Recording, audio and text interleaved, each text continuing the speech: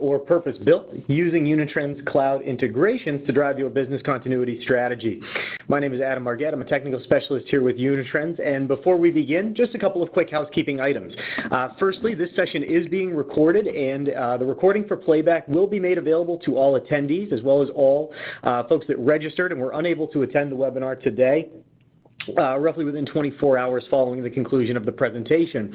Also, when you joined the session today, all attendees were placed into listen-only mode, so please do use the chat or the Q&A functionality within the WebEx console. You should see them located down towards the bottom right. And hello, Ned. Welcome from Virginia. Thanks so much for being with us here.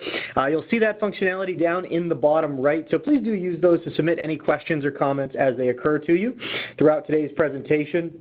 And lastly, I would encourage all of our attendees to check us out on social media, Facebook, LinkedIn, Twitter, all great places to keep up to date with the latest and greatest news, announcements, promotions, giveaways, and more coming from Unitrends to our community. And it's just a little teaser. We did recently release our first half of the year promotions, so stay tuned towards the end of the session here. Some great opportunity for some really significant savings on some of Unitrends' solutions here. But as we dive into today's topic, I think it's an important one because we're seeing that organizations are increasingly starting to leverage the cloud as a part of their data protection process. It's certainly rising in popularity, and with that, there are a lot of options for yourselves as IT professionals and planners to sort of sift through. And one area of consideration that I think is important is the cloud destination. There's sort of a tendency or a misconception to assume that all clouds are created equal, and as long as the destination is some sort of cloud, then our data is going to be fine, we're going to be protected. But it's a reality that they are not all created equal, and I think that many professionals would be surprised to learn that the type of cloud that you're choosing can specifically impact backup and recovery performance as well as cost here. So that's really what we wanted to kind of explore a little bit today, and we do want to look at some of the trends from last year. We've pulled some industry research to kind of see where are organizations as a whole kind of going here, and how are we starting to adopt and embrace the cloud. And then across kind of the three destinations, public, private, and purpose-built, going to look at Unitrends and our kind of integrations and key use cases across all of the three, as well as not forgetting protection for our SaaS applications. But I thought it would be nice to start with a definition of these different platforms, and they're probably not new for a lot of folks, but just to give you a frame for the rest of the webinar, the first cloud that we're going to be exploring is public cloud. You know, your general computing services that are being offered by your third-party providers, your AWS, your Google, your Azure. You're accessing these clouds over public internet. It's a platform or a service that's really available to anyone that wants to use it or purchase it. Some elements of these clouds may be sold free, other pieces may be sold on demand, and it enables customers to pay per usage for the CPU cycle, storage, and bandwidth consumed. So out of the gate, you're going to have some efficiencies and some cost management. You're able to reduce that footprint of what you're managing on-premise, even those ongoing costs of maintenance, software refreshes, ongoing support, because the cloud service provider is responsible for all the management and maintenance of these systems. Typically with your public clouds, they can be deployed pretty fast, usually faster than your on-premises infrastructure, and they offer almost to an infinite scalability. Any employee of an organization can access this cloud-based application from any office or branch using the device of their choosing, as long as they can access the internet. And in the past, there had been security concerns that were raised over public cloud environments, but when implemented correctly, public cloud can be as secure as some of the most effectively managed private cloud implementations, as long as you're implementing the proper security measures, including things such as intrusion detection and prevention systems, your IDPS. Now, shifting here to kind of still offering the brand of security, but being able to access and have a repository or a landing zone that's off-premise is the idea of private cloud. And these particular computing services or workloads are going to be offered either over the internet or through a private internal network. But regardless of delivery, they're offered or accessible only to select users instead of the general public. You may have also heard this referred to as an internal or a corporate cloud, but businesses have an additional layer of control and customization because you've got these dedicated resources over computing infrastructure, but typically you're not going to host these on-premises. There is some geo-redundancy. You don't have all of your eggs in one basket. You can certainly deliver a high level of security and privacy by leveraging company firewalls, internal hosting, so that operations and sensitive data are not accessible to third-party providers. But one of the drawbacks to your private cloud environment is that your internal IT department is also going to be held responsible for the cost and the accountability of managing your private cloud deployment. It's going to require, in a lot of cases, the same staffing, management, and maintenance expenses as traditional data center ownership. And the last avenue that we're going to look at here is your purpose-built cloud, one that's designed solely for a specific purpose or use case. In the case of Unitrends and our cloud offering, that would be cloud backup and our disaster recovery as a service. Now, in this case, your purpose-built cloud vendors have created this particular platform to perform backups as well as building out the data center to store the backup copies and retention for customers. In a lot of cases, and especially in the case of Unitrends, you do have redundancy enabled here. It's a significant investment from an infrastructure and a security standpoint from that cloud provider, but in a purpose-built cloud platform, all of the resources of that cloud data center are focused on receiving things such as your inbound backup jobs, your backup copies, initiating those recovery requests, and most importantly, running applications in the case of our disaster recovery as a service, now that being offered by the provider. Similarly to the public cloud, all of your infrastructure and your back-end management is being housed by that storage provider, in this case really talking about Unitrends and our Forever Cloud. So when we look at some of the cloud trends over 2019 here, we drew some research from a couple of different organizations, but again, I think that some of your differentiation is important to note here. And again, when you're looking at your public clouds and your purpose-built clouds, you don't have that capital cost. All of that infrastructure and hardware on the back end is being managed by the service provider. They're incredibly scalable, very flexible licensing. You can burst resources for peak traffic times. You've got security, as we talked about earlier, and there's a little bit of a less overhead with that purpose-built cloud, really minimal when we're thinking about that purpose-built. It's all configured and being managed by the provider. As we talked about with public clouds, it's self-deployed, it's maintained by your staff, and with public clouds, there's a little bit of a mix, or we're sharing the responsibility there. It's still the responsibility of the subscriber to the public cloud to configure those workloads, what region do these instances need to live in, what sort of resources should we be allocating to these instances, but the hardware, the redundancy, the fault tolerance is all being managed by the back-end provider. So it's easy to think that when we start with public clouds, we're going to have a lower cost certainly up front. There's no need to purchase or acquire hardware or software. We're paying for the services that we're using. We don't have that overhead of maintenance. It's easily scalable and it's incredibly reliable. A private cloud, you have some of those benefits of security, but still the configuration and the cost is borne by the organization. And purpose-built providers, we've taken a lot of that configuration or that tuning and management off of the plate of the subscribers to the Unitrends purpose-built cloud. And some of the trends here that we drew from Flexera, they're now a cloud service provider that I believe is a part of AWS, and we've seen some really rapid adoption over the last couple of years here when it comes to the public clouds. That according to their 2019 State of the Cloud survey, 83% of enterprises already had a workload that was living in the cloud, or they had one that was effectively planned for migration over this year in 2020. We've seen a tremendous jump in North American companies that are using the cloud, a 300% increase, that being about 60% of North American enterprises that are using public cloud platforms today. Just 5 years ago, it was about 12%, so we've seen a tremendous shift in adoption here. And the budget or the resources that we're allocating to the cloud are upping here as well. For 50% of enterprises, they are spending more than over $1.2 million annually on cloud services. That's up 24% from just 2018, so almost a significant jump here in the budget that's being allocated and spent on cloud-delivered services over the last couple of years. So I think that it's clear to say, or it's easy to say, that the clouds are here, they're not going anywhere, and a lot of organizations have started to embrace them already. But as we look at, organizations are starting to adopt the cloud, how exactly are they using them? And this we borrowed from Another cloud computing survey. So before 2019, before last year's survey, organizations were most likely to have migrated either their web hosting or web-based applications, communication, such as a cloud PBX solution, hosted phone services, and functions related to storage, archive, and backup. A lot of these services already living and being delivered by those cloud-based workloads. The top services that organizations reportedly had scheduled for migration were disaster recovery, analytics, and business intelligence, and DevOps operations and overall systems management. And when we look at what are the top priorities for cloud migration this year, again, disaster recovery is topping the charts. Development and test environments, when we think about the scalability, pay-per-use, resource bursting, it makes a lot of sense to be able to spin up a test or a dev environment for some quicker use cases, and DevOps systems management being planned there as well.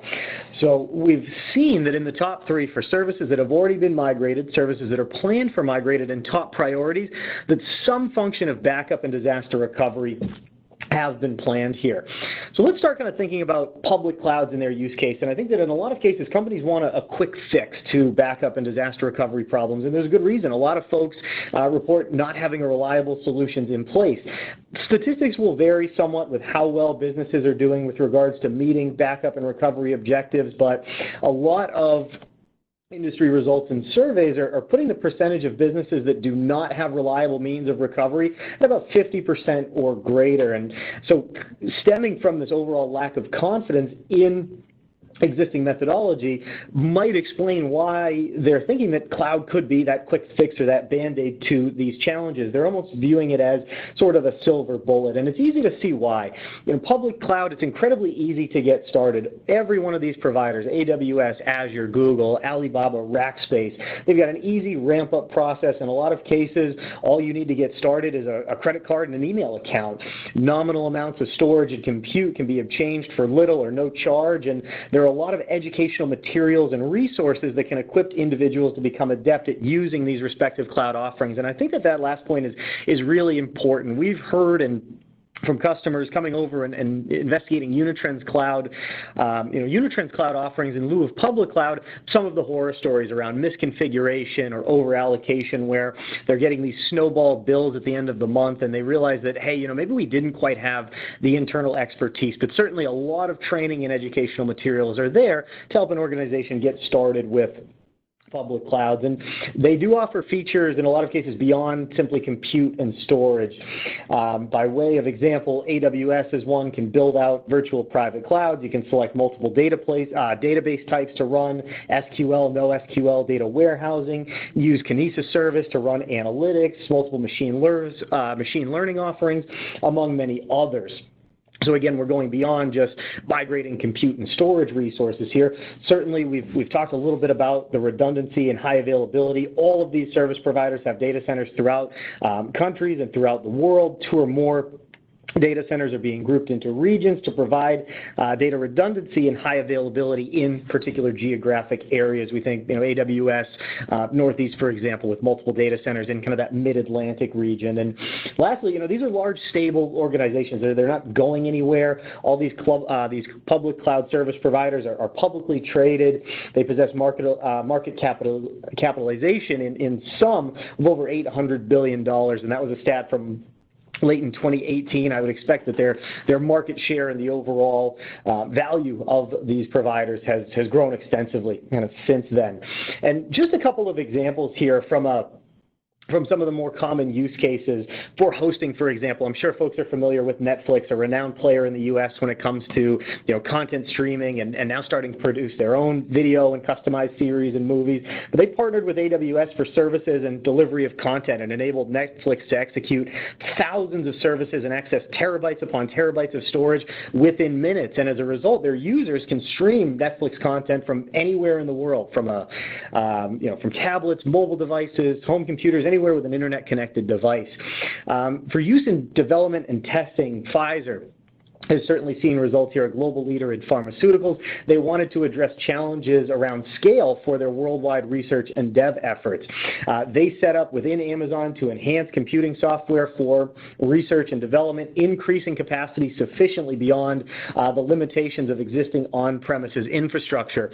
In their case, there was a tremendous CapEx savings because they were able to kind of burst workloads and resources on demand as needed, and they were able to refocus a lot of those investments into R&D type activities, more of an OpEx, shifting from that traditional CapEx model. We need more compute, we need more storage for DevOps and testing purposes. And from a high-performance computing perspective, we could look at Shazam, and they were really challenged with trying to create brand awareness. So a couple of years ago, they had submitted or paid for Super Bowl advertising, and after the advertising campaign was launched after the Super Bowl, they needed to be able to address their expected spike in demand. So they leveraged Amazon EC2, and they were able to process millions of transactions by bursting some of those workloads and borrowing from EC2's HPC to improve their overall efficiency and handle that load from the outputs of that campaign. A couple of kind of interesting blog cases you can read about some of these particular organizations and how they were able to see the benefits there. But it's not all roses and sunshine, if you will. There's no denying the results that public cloud have brought to thousands of organizations, and a lot of them are reporting, as we just saw, increased productivity and efficiency. In some cases, they've been enabled to work easier with infrastructure. There's great opportunity for flexibility and improving some of your traditional processes. But public clouds are not without risk. From a cost standpoint, as we alluded to earlier, organizations may find snowballing costs when they've over-allocated on capacity, when they haven't clearly defined scheduling, and now they've ended up running instances when they don't need them, or maybe they're using an incorrect cloud or an instance type for that specific use case or needs. With regards to data protection, it's critical, again, to consider that shared responsibility model. Your cloud providers, whether offering SaaS, infrastructure as a service, platform as a service, all clearly state that the customer is assuming responsibility and management of the guest OS and other associated application softwares, as well as identity access and management and their data protection. There are countless causes of data loss, accidental deletion, file corruption, viruses, and these can easily affect data in cloud-based applications. In a lot of cases, corporate and industry data protection mandates or compliancy regulations apply to all of your data independent of where it resides. So do not assume that your cloud vendor is taking care of your data for you. To address some cloud data protection, Unitrends has partnered with AWS and Microsoft Azure to offer comprehensive backup and recovery capabilities. You can deploy Unitrends as a virtual appliance from the AWS or the Azure marketplaces to protect cloud-based workloads. You could even think strategically to locate the Unitrends backup deployment within a different data center within AWS or Azure to protect both data and workloads from downtime incidents within the cloud environment. This integrated solution enables redundancy to your cloud platform and delivers retention and recovery capabilities to strengthen your overall cloud business continuity. All of your backup, recovery, and alerting functionality is managed with the Unitrends web UI. It's very easy to use, very clean web interface for managing that. You've got advantages as well, such as our proactive ransomware detection, a machine learning algorithm that analyzes characteristics against every incoming backup that's created. Benefit from some additional savings leveraging Unitrends global deduplication for some greatly increased or greatly efficient data reduction techniques. So you can deploy that Unitrends software as a virtual instance to both protect public cloud workloads as well as a replication target. So you could replicate backup copies from your on-premise data center to a Unitrends instance that's existing within AWS or Azure. We also offer a really neat tool, Boomerang, for any folks out there that are VMware shops today. And Boomerang's key use cases are really around cloud migration and cloud disaster recovery. So Boomerang will start with an initial deployment. You'll deploy Boomerang as a VM within your vCenter environment, and it will group your other VMware guests into what it calls protection groups. These protection groups are paired with a bucket path into AWS S3 or Azure Blob Storage, where they will be replicated and consuming only storage at this point. There's no compute used for replication and no compute upon landing backup copies in kind of these cold storage regions. Now, with the goal of recovery or migration in mind, you can deploy these blocks from S3, for example, into EC2, and all of the cloud formatting is handled natively by the Boomerang product. So you don't necessarily need all of that expertise to stand up those instances. Boomerang will remodel those into an AMI format, configure the EC2 instances, the attached EBS volume storage natively for you. It's our pilot-like functionality that really orchestrates this conversion. So it's a push-button deploy from cold storage into the compute layer. Now, if your goal is migration, you simply replicate and then deploy the virtual machines. Once they are running within the cloud instance, you can simply let your Boomerang license expire. With the goal of disaster recovery in mind, once you've been running out of the cloud and you've deployed those workloads, when you're ready to fail back to the primary site, you can either restore blocks from cold storage and remodel and rehydrate the virtual machines. You can even copy back or reverse migrate those running instances back down to your vCenter environment, essentially reconfiguring from an AMI back down to a VMDK and returning that to your local VMware environment. So some really nice functionality, migration, disaster recovery with the ability to replicate to cloud cold storage, deploy into production compute storage, restore blocks from cold storage back down to your local environment, or copy back running instances and reverse format those back down to your local vCenter. Some really nice functionality, again, for any VMware shops that are with us today. So some nice use cases with the public clouds. Private cloud, as we had mentioned, is a little bit more efficient. You're still getting data off-site. You've got increased security and controls here, but the management is still that of your internal IT or your internal company. So with regards to data protection with Unitrends, we're encouraging our customers to really embrace 422, kind of upping the stakes from that age-old 321 methodology. The first copy of your data is going to be that production copy, your physical server workloads, virtual machine workloads, production storage, applications specifically. The second copy of your data resides on the local backup appliance where it's immediately available for recovery. We're replicating that third copy to our archive or our long-term retention. This could be removable media such as disk or tape. It could be another storage device at that private cloud location, a NAS device, a SAN device. It could be public cloud storage, S3, Google, or Rackspace. But powering disaster recovery, that fourth copy is going to the recovery site or the hot copy. This could be another Unitrends appliance, either hardware or software, or it could be the Unitrends cloud. But again, that warm site or that private cloud for DR is really what's powering recovery here with Unitrends.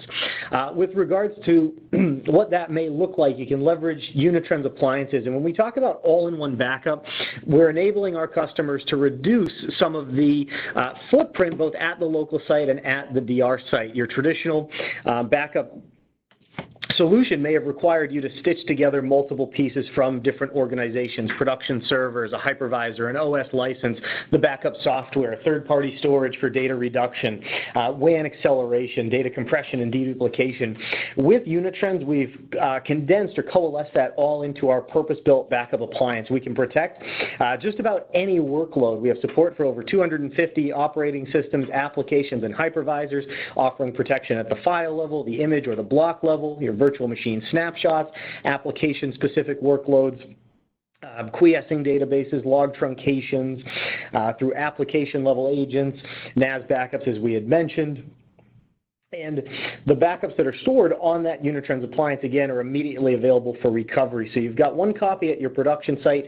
You replicate to that DR site. You've got backup copies that are immediately available for instant recovery with near zero RTOs. You can carve out replicas in advance of your most mission-critical workloads. These are a standby copy of the production asset that are updated or kept up to date with every backup. When replicating to the hot target, we're using our WAN acceleration, encryption, deduplication, compression, the ability to throttle bandwidth. So you've got a tremendous amount of options and resources available within this appliance. You could spin up directly on the box in the event of a recovery or a secondary site with limited infrastructure for recovery. There are two key ways to get backups off-site. You can schedule out via your traditional backup copy job, creating a duplicate copy of your backups and pushing them to the secondary target. You've got some additional granular control here.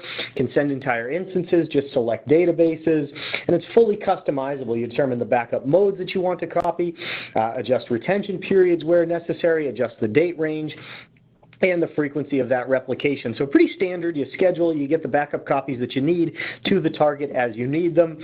Regular reports and tests will validate the status of replication. In a way for our users to really streamline some of their operations, they're taking advantage of Unitrends SLA policies. And in this case, you're grouping your assets out by RPOs. So you're setting the frequency of backups for the target assets, but you can also, in this single operational step, define replication and automate the creation of hot and or cold targets. So if you're replicating to an archive and to the hot site, you can configure that just by checking the boxes as you create your SLA policies. As soon as the backups are run, the backup copies are created and replicated to the hot target where they're available for recovery. You can run our recovery assurance testing against these SLA policies to benchmark RTO, RPO, ensure that those compliance objectives are being met. So a couple of ways to a couple of options to schedule, but our customers really love the simplicity and the streamlined operations of the SLA policy creation.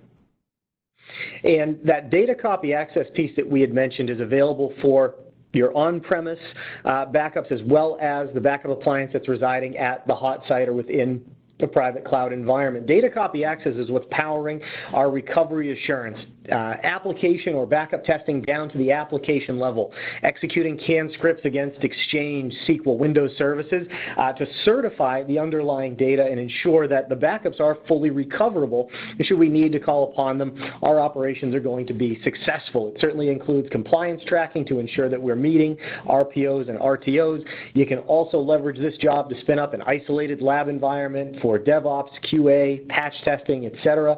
And it orchestrates push-button failover. So you can define the DCA job, and as you're building this out, define the boot order of the machines, reconfigurations of VMs if we're going to be spinning them up on hardware with different specifications than the primary site. You can re-network and remix these machines. There's a lot of customization here. You can see as we're kind of breaking down that job, defining boot order, executing application scripts, but all in the goal of being able to orchestrate that push button failover. You set these jobs up in advance, you receive the regular alerts, and you can fully prepare, proactively prepare to be able to respond to failover by configuring the DCA job at the recovery target, wherever that may reside.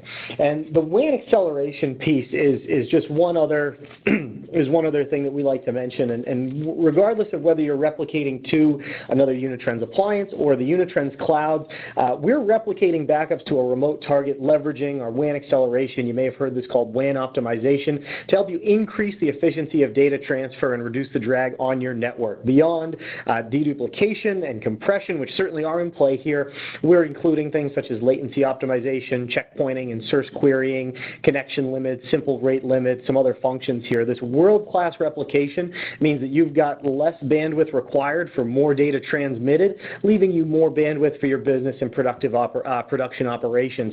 With regards to optimization and acceleration, you can also configure the throttling of bandwidth as well. So if you're replicating during business hours, you've got a 100 meg connection between your two sites, you can throttle that to say, hey, Unitrends, only use 10% of the pipe, 20% of the pipe for replication so that we're not interrupting production or business hours here. Really nice little feature to, again, help you get the data there as you need it and reduce that drag on your network. The last cloud that we did want to mention here was the Unitrends cloud and that purpose-built of nature of clouds. And when we think about a purpose-built cloud, these particular service providers, and in our case, Unitrends, we specialize in backup and disaster recovery.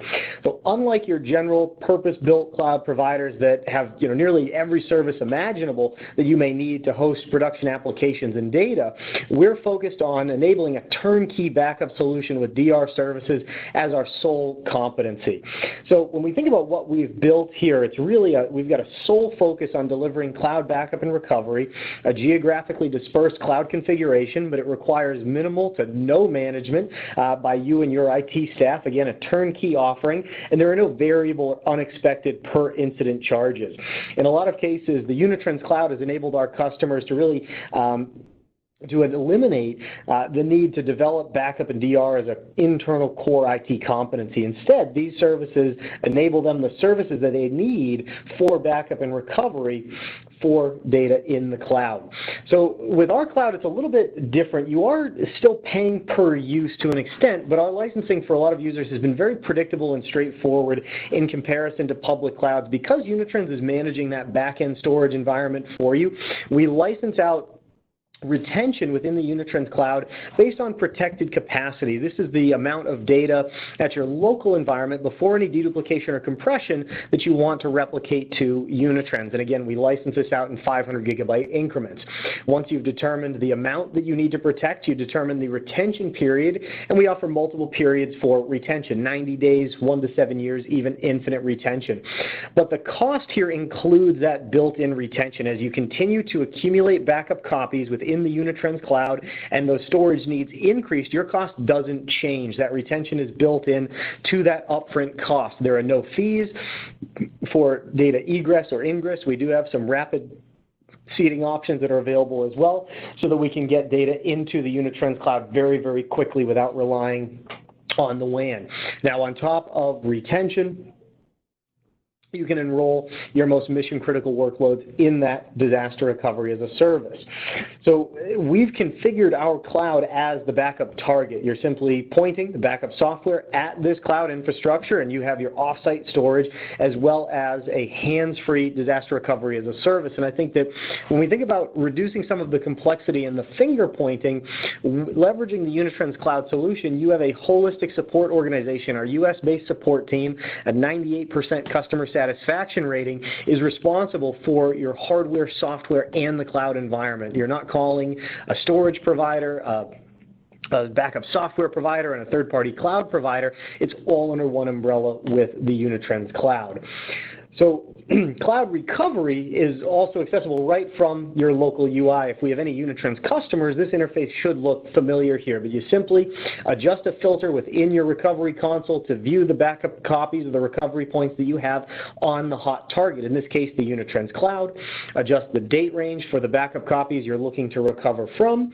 You select the desired recovery point, and then you can either, from the cloud side, mount a recovery object. This creates or emulates an NFS share, which is mounted to the cloud backup appliance. You can browse in there and download back individual items, files, and folders necessary for recovery, or you import the entire backup group from the Unitrends Cloud to the local system. So backup or recovery, from the Unitrends Cloud is entirely self-service. You're managing it through the same console with which you're managing your local backup environment, and there are no additional fees for ingress or egress. You've got access as you need it, whenever you need it, to take action upon data that resides within the Unitrends Cloud. Now, when we think about, too, that cost comparison piece, and we talk about egress and fees for recovery, I think it's important to note that some providers will have those fees for recovery. And from the Unitrends Cloud survey that we conducted in May of last year, it was startling. Among the respondents that said they were using a cloud platform for part of their storage, archive, or backup, 60% of those responding organizations, about 400 organizations, had made at least one recovery from their cloud target in the last year.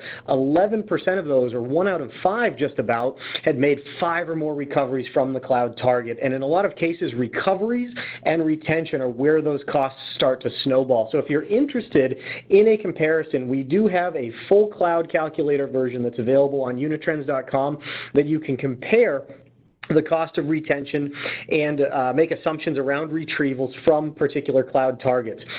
Unlocking the full version, you can adjust some of the calculations that were made. If you're finding some different information from a cloud provider, you can adjust the inputs there, just to give you an idea. But again, in a lot of cases, as you continue to accumulate storage and those volumes are starting to grow, that's the advantage of Unitrends cloud pricing, and that retention and all of that back-end environment is built in to that upfront cost for you. You can check out those cloud calculators and the comparison chart on our PDF that goes into a little bit more detail here. So recovery from the Unitrends cloud, as we saw, was fully self-service, but you don't necessarily just have to use the Unitrends cloud and Unitrends DRAS. There's increased flexibility with the introduction of our fan-out replication. So now Unitrends appliances can replicate to multiple hot targets. We can receive replication or backup copies from a single source. So for example, you could use the Unitrends cloud for retention and manage disaster recovery through a private cloud or a secondary site. You've got a little bit increased flexibility here. Just as one example, if your organization is subject to retention requirements of 5 years for compliance, you can replicate backup copies to perform DR yourself at a co-location with another Unitrends appliance and have Unitrends manage that long-term retention piece. Alternatively, you could leverage cheap and deep NAS storage at a secondary site for that longer-term retention and leverage Unitrends Cloud for disaster recovery as a service using a shorter retention period, that 90-day retention window here. So a couple of examples here. And when we talk about that DR as a service or that DRAS, I recognize that this is a busy slide, but we refer to it as a white glove service. From onboarding through implementation, failover, and failback, our team is walking through our customers through their entire DR experience. So it starts with a consulting service or a consulting engagement to identify the protected systems, recovery point, recovery time, objectives. And as we're building out your private environment within the Unitrends cloud, we're defining the networking configurations to mirror production, the boot order dependencies, if you've got N-tier applications that would be hosted in the Unitrends cloud, configuring firewall rules, provisioning out public-facing IPs.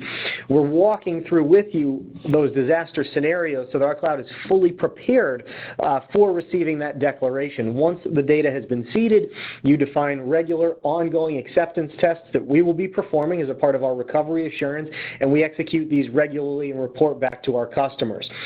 We continue to monitor the back-end environment, perform all maintenance and management of those systems, again, ready to receive that disaster declaration from our subscribers.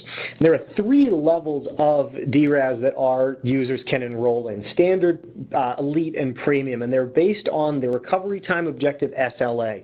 Now, over our years of performing this service, we are so confident in our processes and in our team. These services are contractually guaranteed. When there is a time-based RTO, that's a contractual guarantee. We will put that in writing, and there's recourse for our customers if we ever miss one of these SLAs. In our 6+ years of performing DR as a service, we have never missed an SLA. The longest it took our support team to boot upon declaration was 18 minutes. It was a multi-tiered ERP system for one of our clients. But you can license any of these levels of service on a per instance or a per VM basis. You can also license standard DRAS against the entire replicated volume, more so designed for a full data center or a larger set of VMs. So all of these, again, are subject to our white glove service. You simply initiate or make a phone call to initiate declaration, and we handle the spin up and help you start to reroute that user traffic. So when a disaster has been declared at the local site, we've already seeded and developed that cloud environment. You make that phone call, declare disaster. We spin up the DR site and provide an IPsec tunnel through SSL VPN to reroute that user traffic, and you continue production out of the Unitrends cloud site.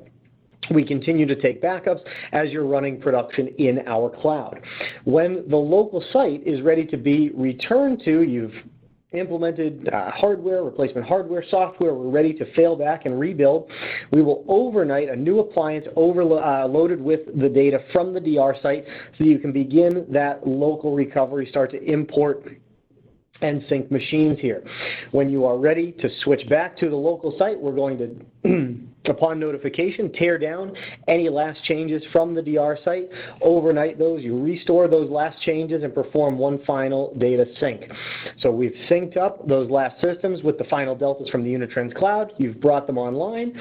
You update networking configurations to reroute traffic back to the local site, and we send a new prep kit to capture future changes for failover. Just kind of a high-level run-through of how that service performs here.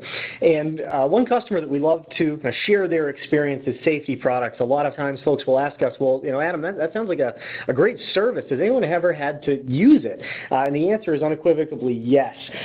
Safety Products is based down in Lakeland, Florida. They're operating a manufacturing plant and producing equipment in use in public works, contractors, construction, and so forth. Reflective vests, hard hat and safety equipment, hydration packets, traffic cones and signage, and so forth here. Before leveraging Unitrends, they had 2 sites, and they had a previous EMC and VMware solution that had really mandated they spin up that second DR site. They had similar hardware at each location, attempting to sync the data between them, but they were never able to quite get it to work. They struggled with EMC for about 12 months before they started to look for a better solution, but at the same time EMC and VMware were providing the DR, they were leveraging Carbonite for local backup data and recovery, but according to their CTO, Dennis Hershey, the backup was terrible. We could never get it to recover. So they were really hoping to check off a couple of boxes here, both local backup and recovery and DR from the same product. He told us that we're not a large company, but data loss is really critical and could result in significant losses, if not the loss of the entire company. So Safety Products opted to leverage existing hardware and deploy Unitrends virtual appliances, as well as replicate to the Unitrends Cloud and enroll mission-critical machines, including that ERP system, in our disaster recovery as a service. Months after deploying in 2017, as Hurricane Irma was making its way up the Atlantic, they recognized that their campus in Lakeland was directly in the storm's path. So 5 days before landfall, Dennis Hershey made a disaster declaration to Unitrends.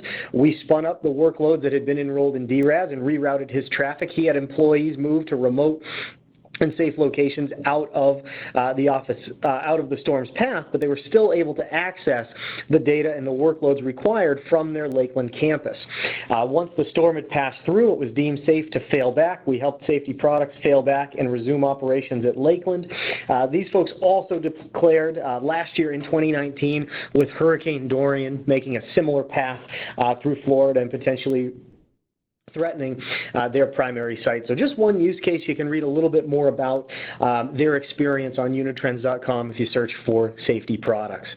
With a few minutes left here, I did want to make mention as well of another use case that the Unitrends Cloud has enabled here, and that's protection for remote and mobile employees. We're very close. A lot of industry analysts and studies will indicate that we're close to the tipping point, but that by as soon as the middle of this year, we'll be creating as much IP outside of the traditional data center, if not more, than inside of it. When you think about your organization, do you now have remote workers or those road warriors that are generating or conducting business on devices that aren't regularly connected to the LAN? So to kind of help our customers solve this use case, we developed Unitrends Cloud Backup to really protect and secure those roaming mobile endpoints, eliminating hours of lost productivity, lost time here, and you can use it as a standalone solution. You don't necessarily need a Unitrends appliance here because you've got a lightweight agent that installs on each device and it links or replicates to a target within the Unitrends Cloud. So it starts with our tech, kind of a hardened version of our file-level agent, really starting our focus on file-level backup for workstations. Again, you don't need to use this with an appliance or a virtual appliance. It's a standalone solution direct to the Unitrends Cloud. And when we talk about some of that hardening and enhancement, it's suitable for endpoints that disconnect frequently. We recognize that these devices aren't going to have the most reliable internet connections. It's equipped to kind of avoid or circumvent around warnings or failures, kind of those hung jobs from frequent disconnections. At this time, we do have a purpose-built cloud interface. It is multi-tenant enabled, so you can have users perform recoveries in the event of an accidental deletion, perform their own self-recoveries, or with the help of IT. And starting, we are offering a terabyte of protection on the endpoint with 30 days of cloud retention. As with all Unitrends cloud offerings, we manage that back-end environment. You get the full 30 days, even though we recognize there may be files on these endpoints that won't compress or dedupe all that well. And it's a subscription pricing per device per month. Again, not being charged for cloud capacity or cloud consumed, just a per user per device charge. So a nice kind of use case there to protect those mobile endpoints. And the last piece that we wanted to mention was SaaS protection, and I think that it's critically important, as with your infrastructure or your platform as a service, as we saw earlier with Amazon. Microsoft is still operating that same shared responsibility model where the users, the data, and the administration of the application are the responsibility of the customer or the subscriber to that service. So don't mistake the recycle bin as being backup here. Exchange items are purged from the recycle bin after a maximum of 30 days. SharePoint and OneDrive files are purged after 186 days. So don't mistake, again, geo-redundancy for backup. Microsoft's focus is maintaining the infrastructure and the availability of the applications, not your data. They do have some limited restore capabilities from litigation hold or archive, but it requires a manual search and typically hours, if not longer, to restore. So in protecting your SaaS applications, you can protect your organization from accidental deletion. Certainly a common one, really the leading cause of data loss among SaaS applications. Internal security threats, another example. Microsoft can't tell if a user is a standard user or a disgruntled employee that's attempting to go scorched earth before they depart. It was fascinating through our sister company Spanning. They came across a study that employee action was involved in 33% of cybercrime incidents. It's not always widely reported because of the implications around hiring practices or internal security, but it certainly is a threat out there. External threats as well, whereas immutable backups and even stored in a different cloud region can help protect against viruses, malware, and it enables fast recovery. And again, we can fill in some of those gaps around those hard deletions and some of those gaps in the public cloud around retention and recoverability. So with Spanning, you have a cloud-to-cloud backup service for your O365, your G Suite, and your Salesforce. They have completed the SSAE 16 SOC 2 Type 2 compliance audit and is a HIPAA-compliant solution. You've got an easy-to-use interface that you can manage remotely from any internet-connected device. You're automatically provisioning snapshots to be taken once per day. You can run additional backups on demand as frequency or your RPO requires, and you've got granular restore capabilities, file, folder, mailboxes as needed to the same user or any user on the tenant. The restores are non-destructive, so Spanning will create a new folder or a new site with which to locate restored content to. We will not overwrite. Your end users can move it to the desired location from restoration. And again, you've got a straightforward licensing model where it's a per user, per month subscription. Similarly to Microsoft, they could be running multiple devices. We don't care about device count, just the user count. You've got unlimited storage on the back end. So again, we are managing that back end retention, offering infinite retention of that SaaS data for as long as you are subscribed to the service. The licensing is easily transferable to another user as staff turns over within your organization, and as more data and storage is being consumed, your rate stays the same. There are no fees for retrieval or restoration. Spanning manages the back-end storage and environment. It's fully hands-free for our subscribers. So you've got the ability to recover deleted data, meet long-term retention and compliance requirements with unlimited retention, and the backups are fully managed. Your self-service recovery can be performed from anywhere that you can access the web UI. Again here, access from that web UI. Sorry here, I had a little something in my throat. So On to more exciting things here as we're kind of wrapping towards the end of the session. Again, please feel free to submit any questions that you may have here, but we do have a couple of promotions that we wanted to make folks aware of. The first is our free hardware forever. We talked a little bit about our Recovery Series appliances, that purpose-built local backup appliance. We are offering through the end of June this year a 100% discount on Recovery Series appliances, so the hardware is free with a 4-year support and a 4-year pledge contract. Spanning Office 365 also through the end of June, 50% off MSRP, starting at $2 per user per month for a minimum of 50 seats and a 3-year contract. And lastly, on Unitrends Cloud Backup, we are entering into our preview program and offering 50% off as a part of the early preview program. So you can get in touch, sign up to get early access to the tool, and some great discounted pricing on the front end through that preview program. So I'll leave these up here for just a moment as we get ready for the Q&A here. So I'm just going to take a look here as we see here. Okay. So at this point, I'm going to open up for the Q&A, but I do want to offer the opportunity for folks to request additional information if you would like to do so. Again, we've got some great promotions, some free trials, so you can get your hands on some of these solutions here. So if you would like to, please feel free to select all that apply.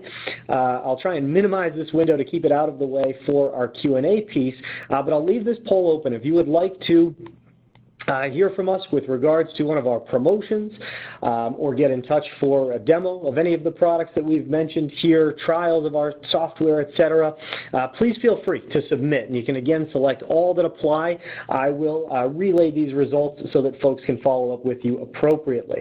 Now, in the meantime, we do have a couple of questions that have been submitted in here. So while folks are filling out the poll, we'll get to these questions here. First one here from William, and William's wondering, for businesses based in Canada looking to use Unitrends Cloud, will you retain data in country only? And William, absolutely yes. Unitrends Clouds do meet a number of industry compliance measures. Your SOC 2, Type 2 audit, SSAE 18 certified. We meet the mandates for CGIS, GDPR, FERPA, HIPAA through leveraging our AES 256-bit encryption and certain retention periods, as well as data sovereignty. So there are measures for redundancy built in place, but we will not replicate data outside of the country of origin. We do have data centers in the U.S., in Canada, in the U.K., in Germany, and in Australia. So data, again, is redundant, but will not be replicated outside of the country of origin. We do have a question here. How is Spanning licensed, and can the licenses be transferred? Yes, Spanning is licensed per user, per month, so it's a subscription charge. I believe upfront you would sign up for 1, 3, or 5 years. Through some of our channel partners, we may have monthly billing options available, but you can easily transfer licenses from one user to another, and Spanning will even auto-discover new accounts for you. So if you're spinning users up on the tenant, if you've got a spare license from a departed employee, it will assign the license. If not, they will give you a reminder that, hey, we're protecting 405 users. You have 400 licenses we need to true up there. But they will license per user, auto-discover new accounts, and you can easily transfer licenses if you've got users coming in and out of the tenant.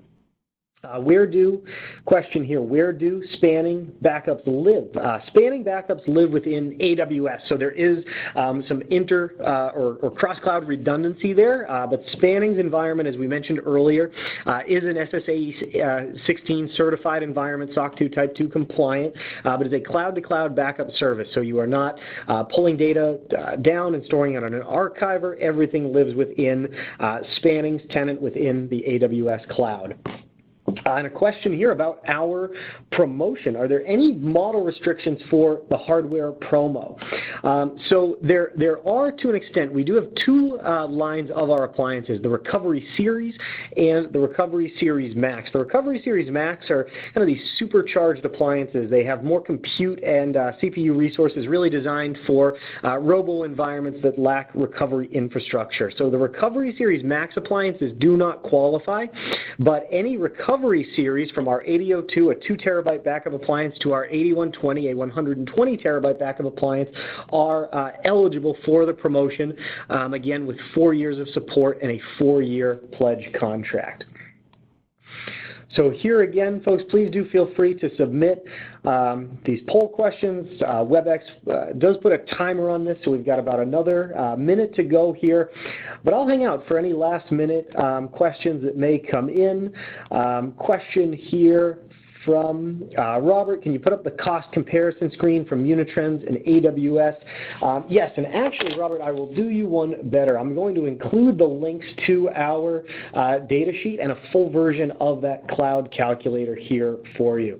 So you can access both of these. Let me just see if I can grab these. I'm going to put these right into the chat so that you can access, or anyone can access these. But again, we're taking into account retention and recovery. Sorry, I'm having a little bit of trouble here with cut and paste here.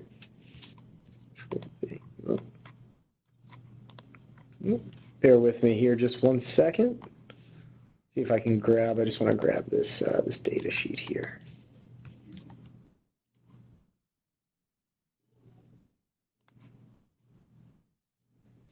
Okay. All right, excellent. So there are those two, and then my screen. And here's that slide again if you'd like to take a look here.